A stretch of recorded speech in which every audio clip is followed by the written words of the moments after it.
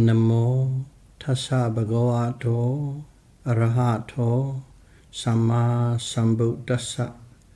Namo tassa bhagavato arahato samma sambuddhassa. Namo tassa bhagavato arahato samma sambuddhassa.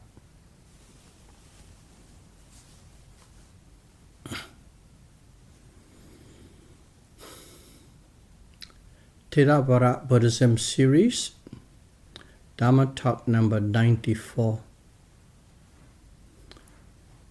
Jhana condition, Jhana Paccayo.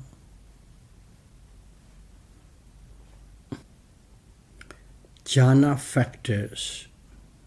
We quite often hear the word jhana factors are related to the mental states associated with the jhanas and the materials produced by jhana condition. So basically, that is the definition of what jhana condition is. I'll repeat again.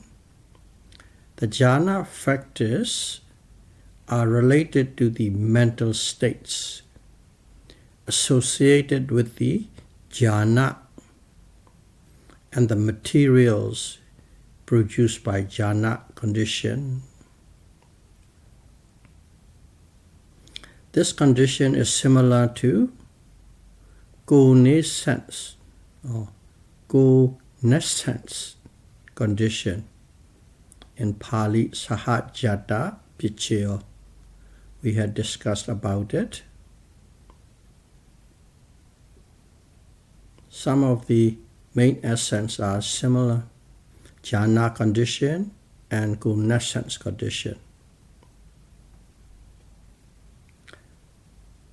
Whenever you see a condition, there's a conditioning factors and condition factors. A pair. Those pair interrelationship, connection is called condition, Paccayo. The conditioning of the 5 Jhanic factors and the conditioned 89 consciousness less a pair of 5 sense consciousness, 52 mental states, mind-made material, and karma-born material at rebirth arises together. That's what it means by sahajata, cognizance. In other words, on the conditioning side, there are 5 Jhanic factors. In other words, let's call it the causes are Jhanic factors. Causes are 5 Jhanic factors. And the results or the effects are 89 types of consciousness minus 10. Okay, what are these 10? These are called 5 sense consciousness. Seeing consciousness, hearing, smelling, tasting, touching. 5 sense consciousness. These 5 consciousness can split into 2. One is a wholesome and another one is unwholesome. And that's called 10. Those 10s minus from totality of 89 is 79. Only those 79s are related to Jhanic factors. And Cetasika, mental associates, all 52 of them. And also on this effect side, mind-made material and also karma-born material or rebirth material. These are all on the condition side, or the effect or the result.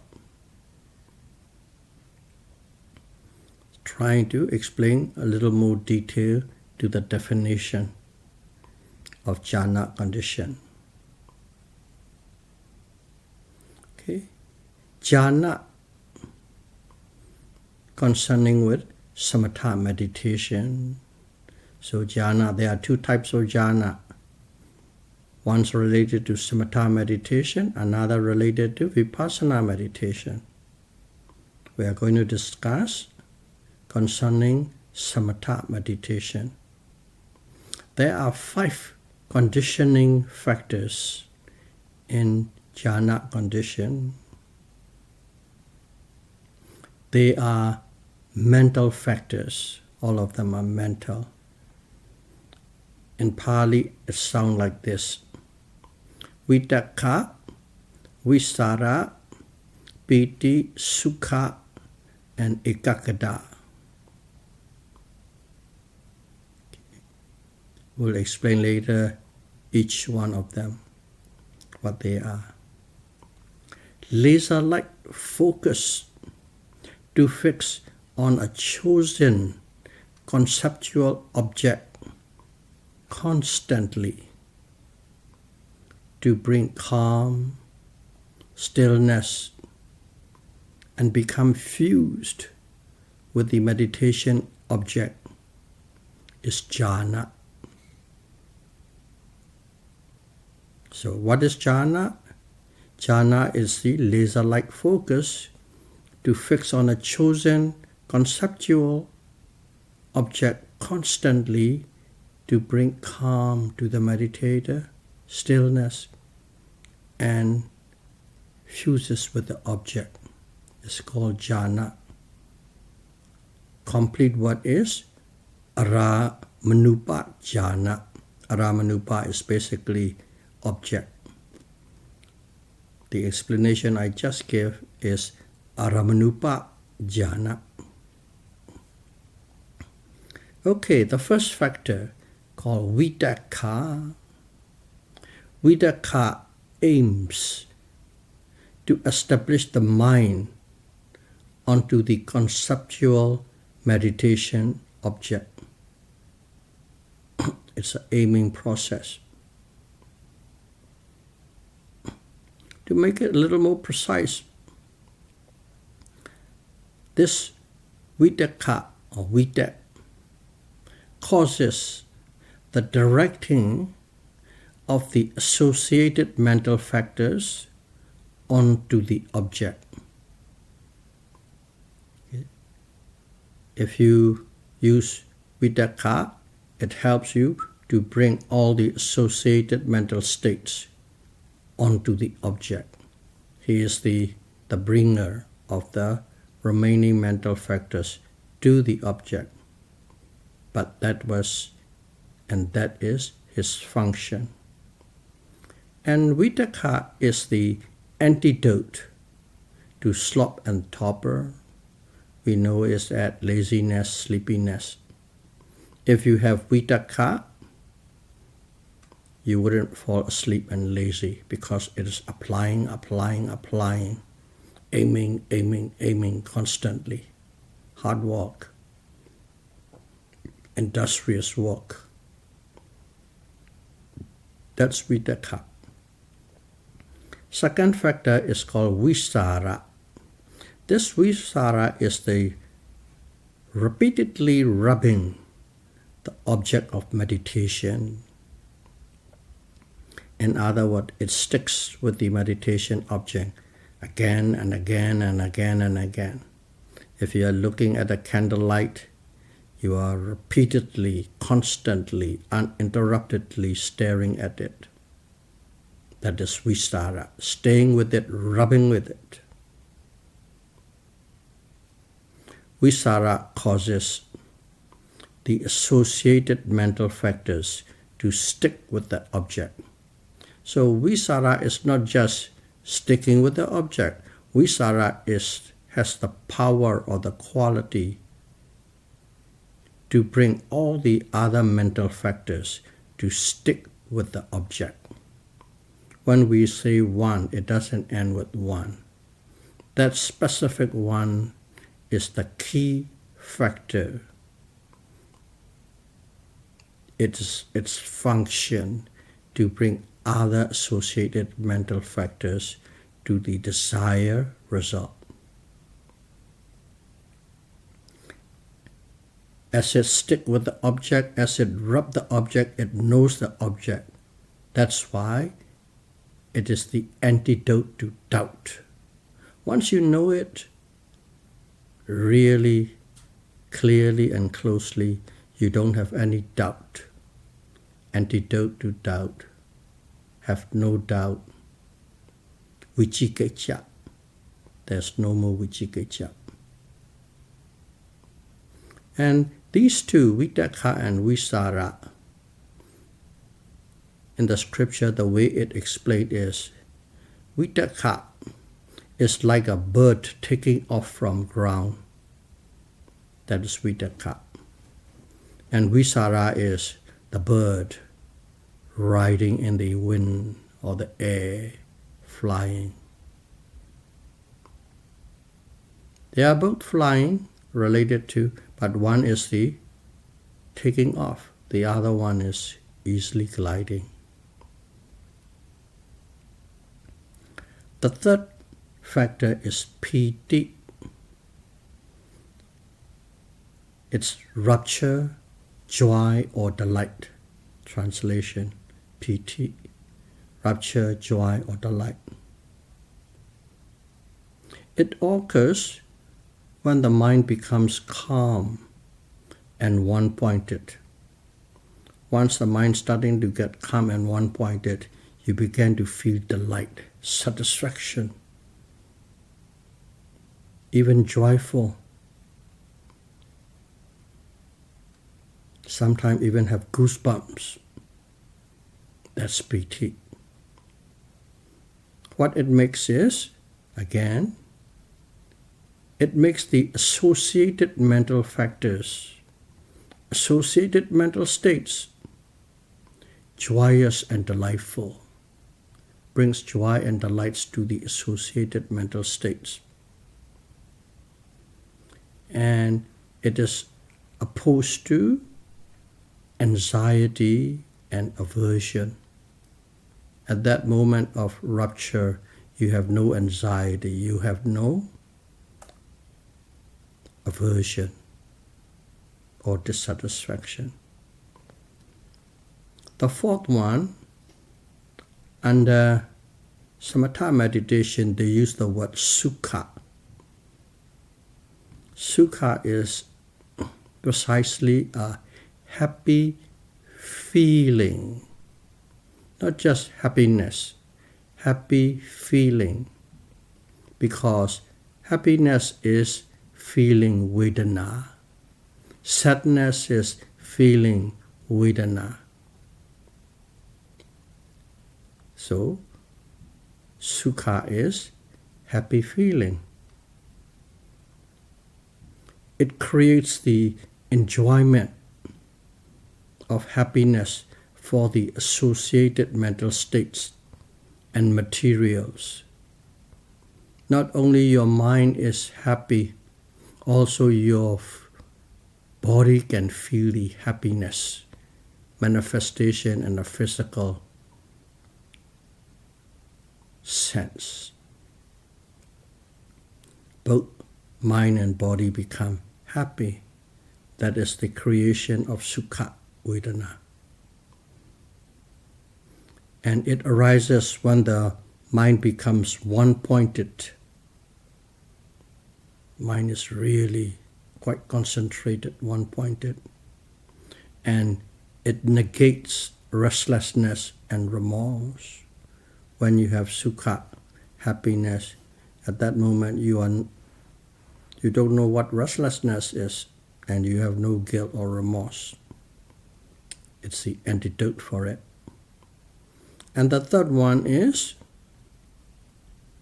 it's at ekaggata. or another what's called samadhi, one and the same, one-pointedness. Samadhi, one-pointedness. Ekaggata, one-pointedness. This one-pointedness stills the associated mental states, also mind-made materials and rebirth materials. And it is the antidote for sense desire. If your mind is one-pointed, if you have samadhi, there's no sense desire in your mind. So those are the 5 jhanic factors, the way it presents for samatha or fixed concentration meditation.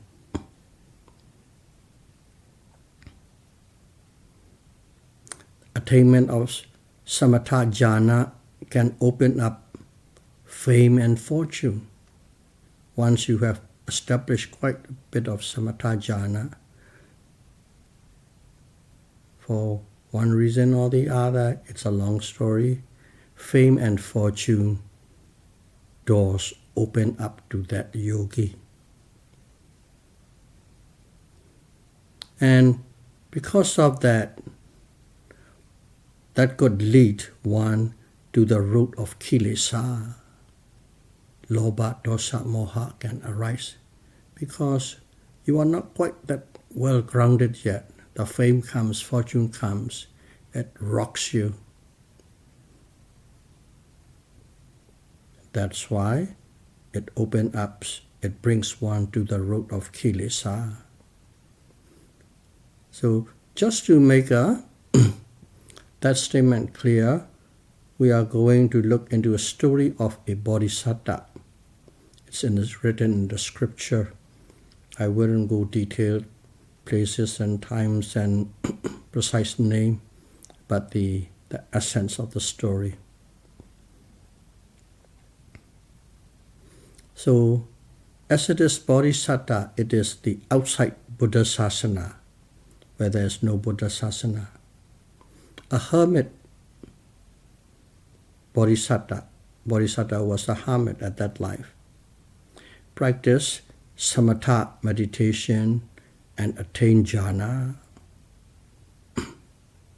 And he lives in a forest, in a mountainous area, in the mountains, not easily accessible by anybody, just totally isolation, recluse. But over there, there's not enough food, and whatever he depends on, there's no salt deficiency happen. So the hermit knows, because of the salt deficiency or lack of salt, he went to the city for alms round. Not all the time. He went there for alms round because he wanted to have some salt input. And arrived at a king's palace. Impressed by hermit's composure, the king invited him to stay in his garden, and also told the hermit, you have to take meals at the court. Every day he will offer court and be his teacher, his spiritual teacher. So the hermit accepted it, stay in the garden, went once a day for a meal, and advise or teach the king spirituality, and he himself practiced. One day, the king had to go to the border villages to subdue a rebellion. That is a prerogative of being a king. There's always some rebel against his rules. And he asked the queen to look after the hermit in his absence. And the queen said, yes, of course. One day, the hermit was late for his meal. So he decided to go to the court in flight with jhana. He used his jhanic power to fly to go to the court because he was late. Let's say it was 11 o'clock to eat and it's already maybe 2 minutes to 11. So if he walked to the court, it will be quite late. So he flew with his jhanic power. The queen wasn't expecting him coming by air. He was expecting the hermit to come on foot as from the usual route. So when she heard the hermit ropes rustling from the sky, she got a little alert, startled, and then got up quickly to receive the hermit, and at that time her skirt fell off. The hermit's lust grew upon seeing the queen half naked, and he lost all his jhanic power.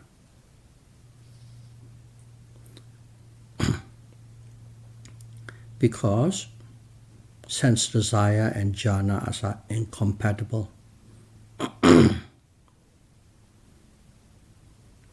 So he accepted the food, but took the food and returned to the garden without eating. He didn't want to stay.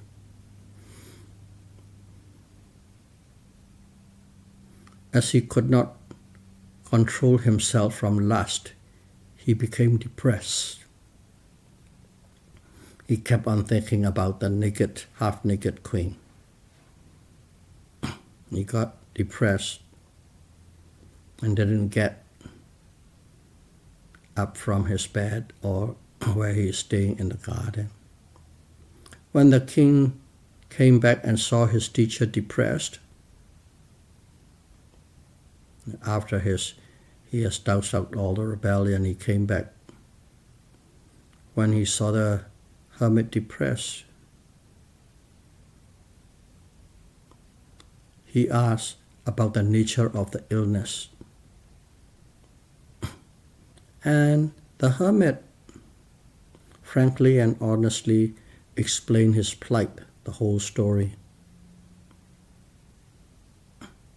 And the king promised the hermit, "Don't worry, I'll fix the problem. Just come over to the palace." So when the hermit went to the palace, so to speak, the king gave his wife to the hermit. But one thing was, he ordered as he gave it, it's not his wife, his ex-wife, he ordered the queen to care for the hermit. And when you care for the hermit, make sure that the hermit doesn't lose any precepts or morality sila. Make sure his precepts are intact, but you are his, but take care of the monk, the hermit.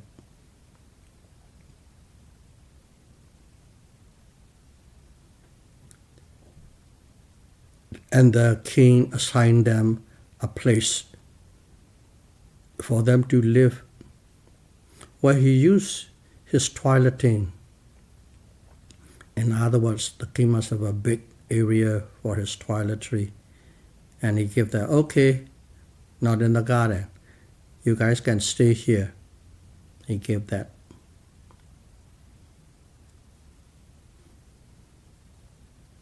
The ex-queen wanted the hermit to make the home livable, because this is dirty and smelly. So he asked her, it's a man's job to make all these things. The hermit has to clean the whole place, make sure it is presentable. And finally, when it is over, they were sitting on a bed. The queen was sitting beside him.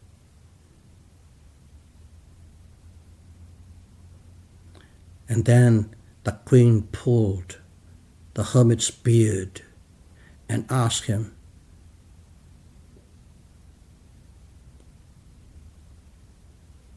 do you remember your hermit's life?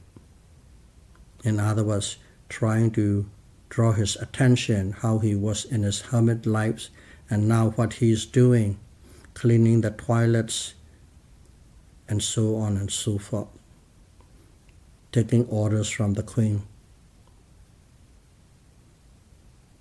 Suddenly, the hermit realized the situation that his lust for the queen brought. And he returned to the mountains where he used to live. He got remorse and he left because these places are not suitable for recluse. Even a bodhisattva, with the Jhanic power can fall because of these lust, raga. That shows the instability of the Jhanic power. That story demonstrates Samatha Jhana is not firm and permanent. Even a bodhisattva can lose the jhana.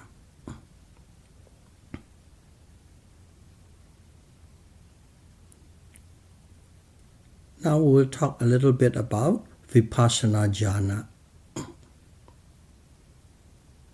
Vipassana Jhana is the continuous focus of the mind, but on ultimate realities that can be known by direct observation, keeping the mind fixed on the three characteristics of impermanence, suffering, and non-self. On every object appearing one after the other at the present moment. So the complete picture. Complete picture is one, focus on every object that is appearing at the moment without missing anything, but it focuses not on conceptual view, but on ultimate reality. And the main focus is with every observation to see, to know, to experience anicca, dukkha, anatta. And if you have all those complete, then one is in a Vipassana Jhana. So it takes a whole process to have a Vipassana Jhana.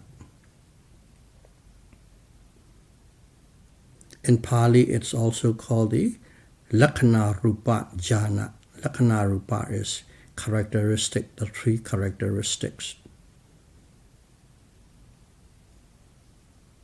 Observation of the three characteristics on the mind and matter, on the ultimate reality of everything that is arising at the present moment. Lakkhana Rupa, Lakkhana Nupa Jhana.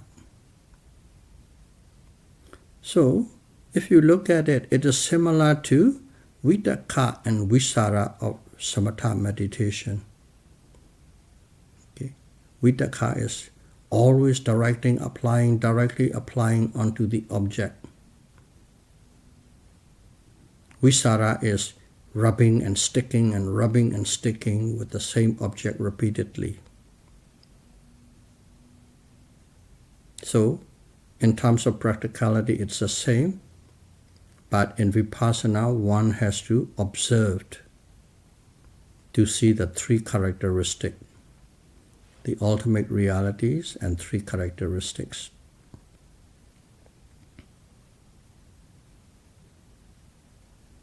Some yogi experience joy and delight briefly. But some yogi clings to those joy and delight a lot longer.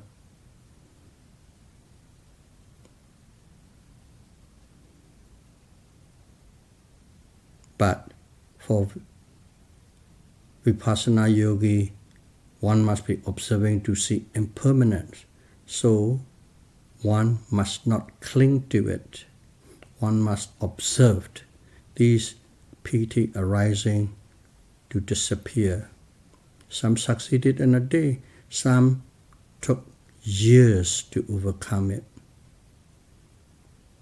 It's different from one yogi to the other.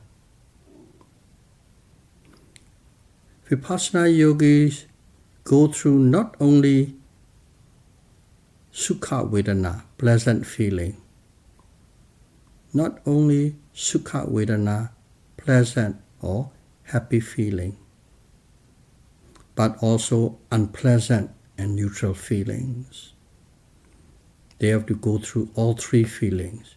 So instead of sukha, in Vipassana, simply call it vedana.